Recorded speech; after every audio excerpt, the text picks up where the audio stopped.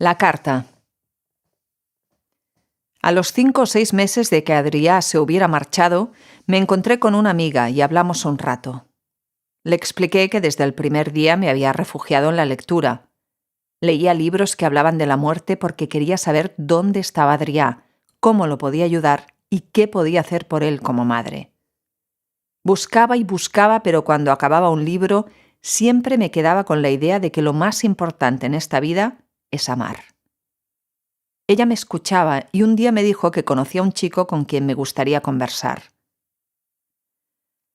Tengo que decir que es muy difícil hablar de la muerte y que no hay muchas personas con quienes lo puedas hacer. La gente, los amigos, los familiares, etc., con toda su buena fe, te quieren distraer, no quieren que pienses en ello. Pero al menos en mi caso solo quería hablar de Adrià, de lo que yo sentía, de sus vivencias, de cómo lo echaba de menos, de cómo lo añoraba. No había nada más importante, era mi momento. Sencillamente era mi proceso de duelo. No es fácil digerirlo y hay que recorrer el camino de la aceptación. Por aquel entonces lo único que me preocupaba era todo lo que había pasado. Necesitaba ver fotos, leer cosas de él, tocar su ropa, ir a su habitación. Allí pasaba horas. Necesitaba estar en medio de lo que había sido suyo, en su espacio. Por eso decidí decir que sí a aquel encuentro. A los pocos días nos encontramos en el bar Plaça de Banyoles. Marta, Jordi y yo compartimos algo para cenar y una buena conversación que lógicamente se centró en Adrià y en todo lo que yo estaba viviendo a través de mi experiencia. Jordi me escuchaba con mucha atención y me hacía muchas preguntas. Yo hablaba y hablaba. Hacía mucho tiempo que no me sentaba frente a una persona que me escuchara con los 5 sentidos. Yo no era consciente de lo que decía y él, de vez en cuando, me cortaba y me hacía reflexionar sobre lo que acababa de explicar porque le parecía interesante. Yo no estaba atenta a muchos de los mensajes que me llegaban desde el más allá, pero Jordi sí. Hablamos durante mucho rato y para mí fue como vivir un momento de gloria. Me sentí acompañada y escuchada por alguien que hasta ese momento no formaba parte de mi vida. Algo se despertaba dentro de mí. Supe que habría más momentos compartidos. Y así fue. Era un domingo por la tarde cuando recibí su llamada. ¿Te apetece tomar un té conmigo? Por supuesto, respondí yo. Me hizo mucha ilusión porque volvería a disfrutar de la compañía de una persona a quien no le importaba que yo expresara mis sentimientos, que llorara, que hablara del dolor y la tristeza, que era el único tema que me interesaba entonces. Volvimos a quedar en la terraza de un bar. Nos sentamos el uno frente al otro, nos saludamos y me dio un sobre. Lo miré con cara de sorpresa. ¿Qué es esto? Es para ti, es una carta de Adrià, me respondió. Me quedé de piedra. Si me pinchan no me sacan sangre. ¿Qué quieres decir? No daba crédito a lo que me acababa de decir y de dar. Las manos me empezaron a temblar y mis ojos transmitían mi estado de incertidumbre ante aquella carta. Había imaginado muchas veces que Adrià se pondría en contacto conmigo. Era algo que yo sentía dentro de mí. Lo sabía. Sabía que él vendría a verme, que buscaría la manera de comunicarse conmigo, pero no me había imaginado que sería mediante una carta, y menos a través de Jordi. Era la segunda vez que nos veíamos. Él no tenía ninguna relación conmigo ni con Adrià. Abrí el sobre despacio. Lo quería entender desde la mente, pero era imposible. ¿Cómo podía Adrià, desde el más allá, mandarme una carta en la cual estaban plasmados sus pensamientos? No, no podía ser.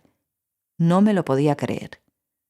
Extraje del sobre 2 hojas repletas de letra comprimida y empecé a leer. La carta estaba fechada el 14 de agosto de 2009. No la transcribo toda, solo los fragmentos que me tocaron especialmente por su profundidad y su veracidad.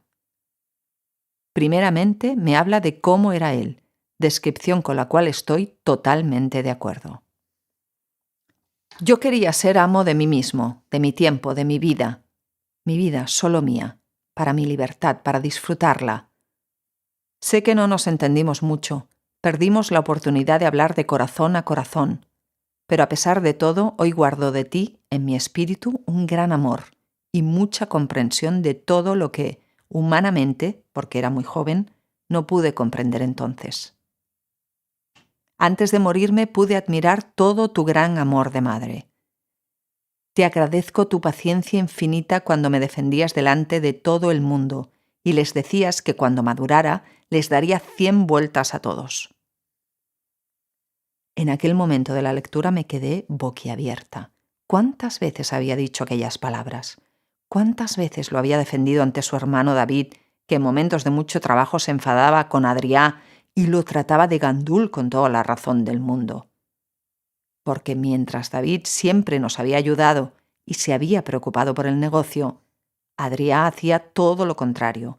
Pasaba olímpicamente de todo. Me veía a mí misma a su edad, cuando hacía lo mismo que él, y pensaba: si he llegado donde he llegado, imagínate dónde llegará Adrià, que es mucho más inteligente que yo. Entonces era cuando intervenía: David, déjalo ya. Cuando sea mayor nos dará 100 vueltas a todos. ¿Cómo podía no alucinar al leer aquellas palabras que había repetido tantas veces?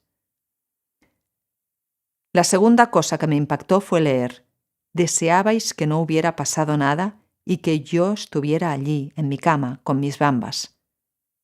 Aquel maldito día, cuando su padre llamó y me preguntó si Adrià estaba en casa, yo cogí el móvil, fui a la entrada a mirar si sus deportivas estaban en la puerta y seguidamente fui a su habitación para comprobar si estaba en la cama, a pesar de que ya intuí que no. Las bambas no estaban y la puerta de su habitación estaba abierta, cosa poco habitual cuando él dormía en casa. Nadie sabía nada de esto, ni siquiera su padre. Yo estaba sola en casa cuando pasó todo eso. Solo yo sabía cuáles habían sido mis movimientos durante aquella llamada y no lo había hablado con nadie. Ahora entiendo por qué me sentí como me sentí aquella madrugada. Mi hijo me vino a visitar justo en el momento de su muerte. Empecé a atar cabos. Aquella madrugada, cuando me desperté de un sobresalto, me senté en el borde de la cama. Por unos momentos me quedé inmóvil. Me invadió una sensación muy extraña.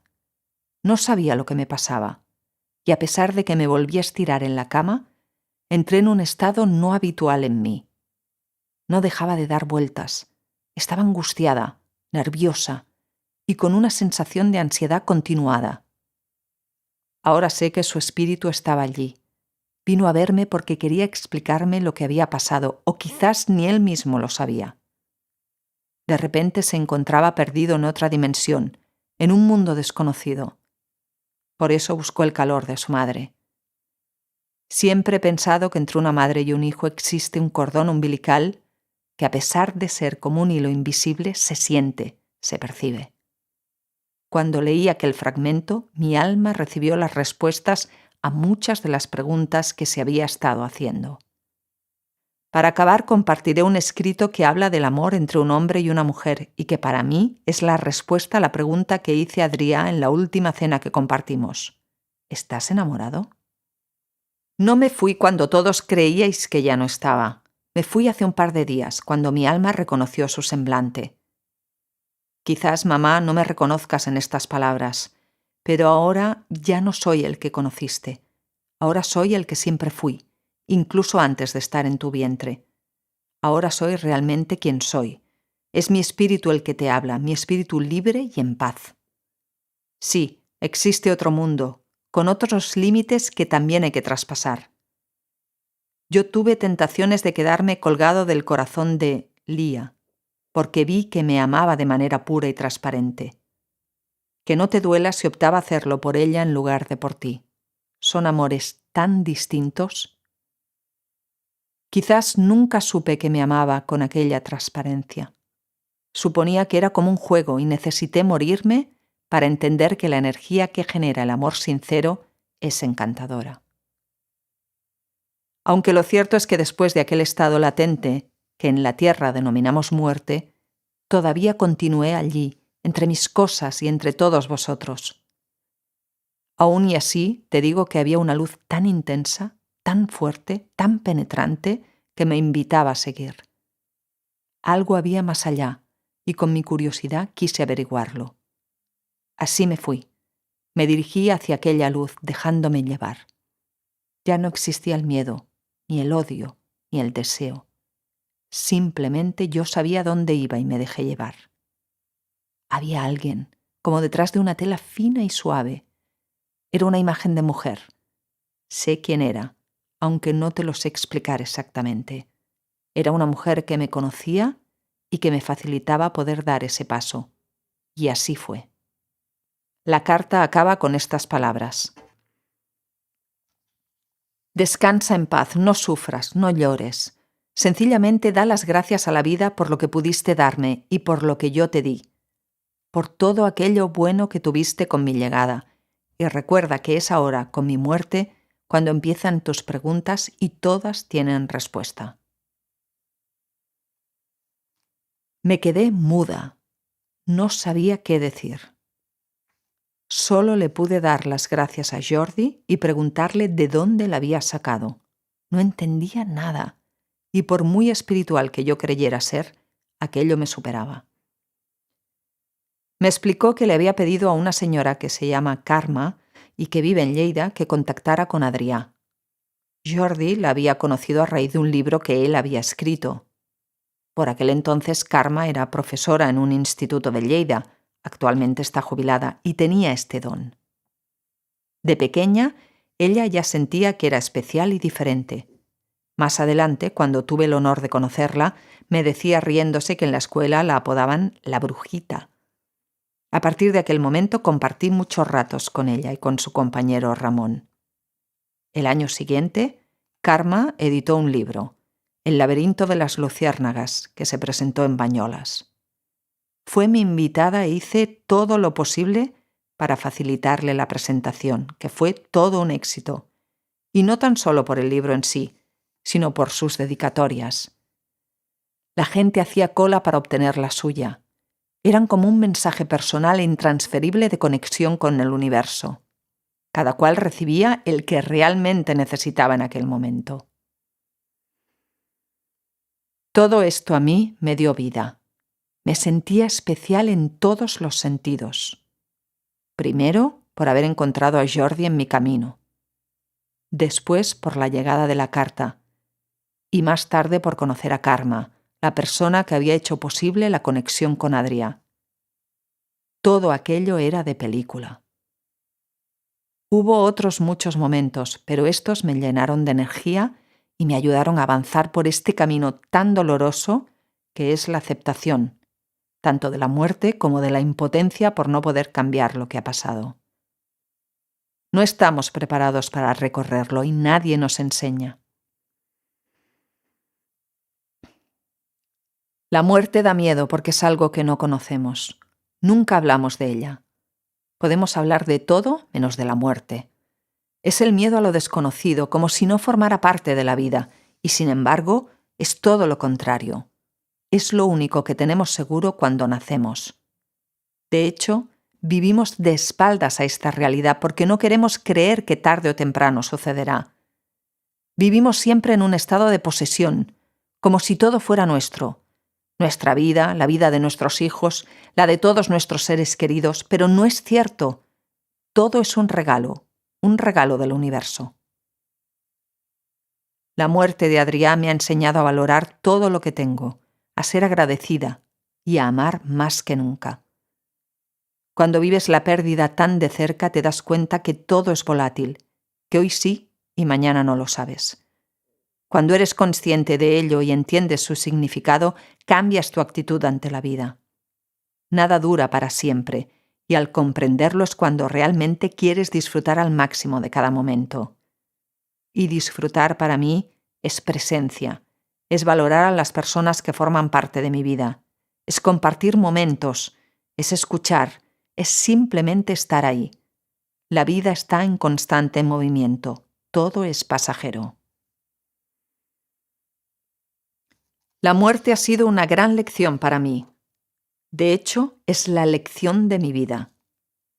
Todo lo que me ha pasado me está llevando a descubrir mi propósito de vida. Es curioso y extraño, pero es así.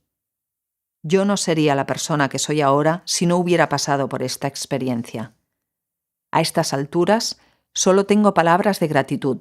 Adrià es mi gran maestro. Él me ha enseñado a aceptar, perdonar, amar y agradecer.